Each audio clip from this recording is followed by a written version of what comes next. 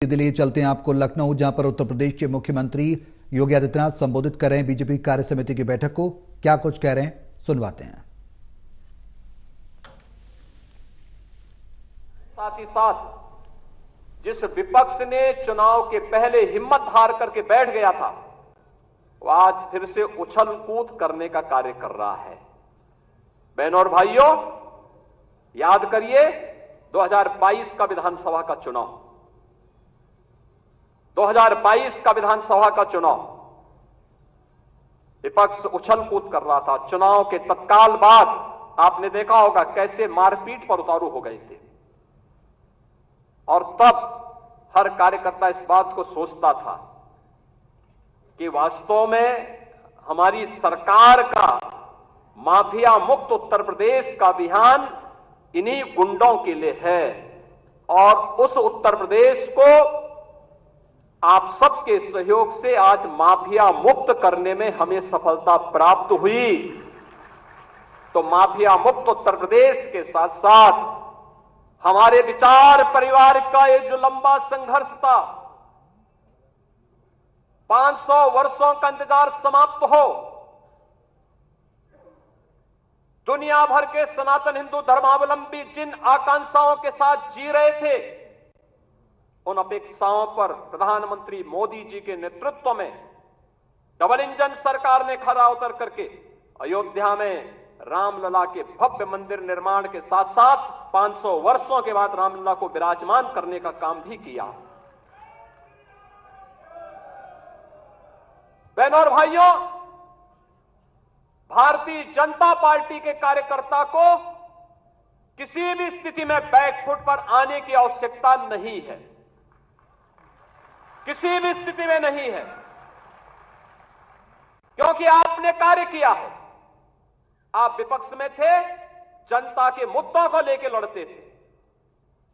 आज जब सरकार में थे तो याद करिए, उत्तर प्रदेश के अंदर सुरक्षा का ये वातावरण आपको आज देखने को मिल रहा होगा। याद करिए, इसी मुहर्रम के समय में सड़कें खाली हो जाती थी, सूनी हो जाती थी। आज मुहर्रम आयोजित हो रहा है, इसका पता भी नहीं लग रहा है। ताजिया के नाम पर घर तोड़े जाते थे,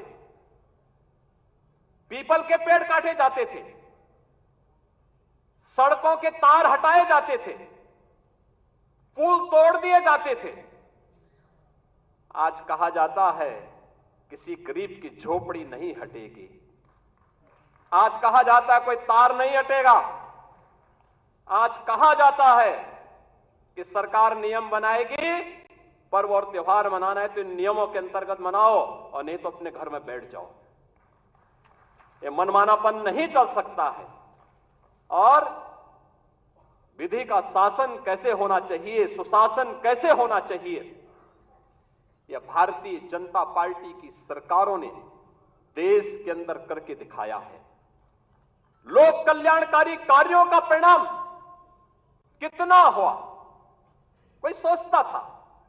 मैं याद है जब देश के अंदर कोरोना की हाट हुई थी, माननीय नड्डा जी राष्ट्रीय अध्यक्ष के रूप में वर्चुअल हम लोगों के साथ जुड़े थे, और आपने एक ही बात कही कि देश संकट में है, मानवता संकट में है।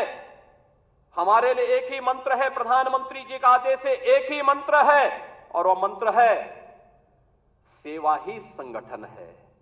ये केवल भारतीय जनता पार्टी ने किया था। मुझे याद है कोरोना कालखंड में केवल भाजपा का कार्यकर्ता या राष्ट्रीय स्वयंसेवक सड़कों पर जनता जनार्दन की सेवा कर रहा था। अन्य किसी भी दल के किसी भी नेता का कोई अता पता नहीं था। कार्यकर्ताओं की बात तो दूर, आपने देश के अंदर 10 करोड़ गरीबों को मकान दिए। उत्तर प्रदेश में 56 लाख गरीबों को बिना भेदभाव के मकान दिए।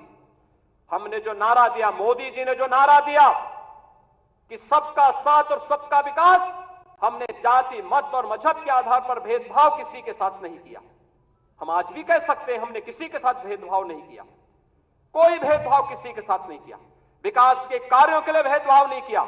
ये 80 करोड़ लोगों को फ्री में राशन आज भी मिल रहा है, क्या किसी जाति को मिल रहा है, किसी मत विशेष या किसी धर्म विशेष को मिल रहा है?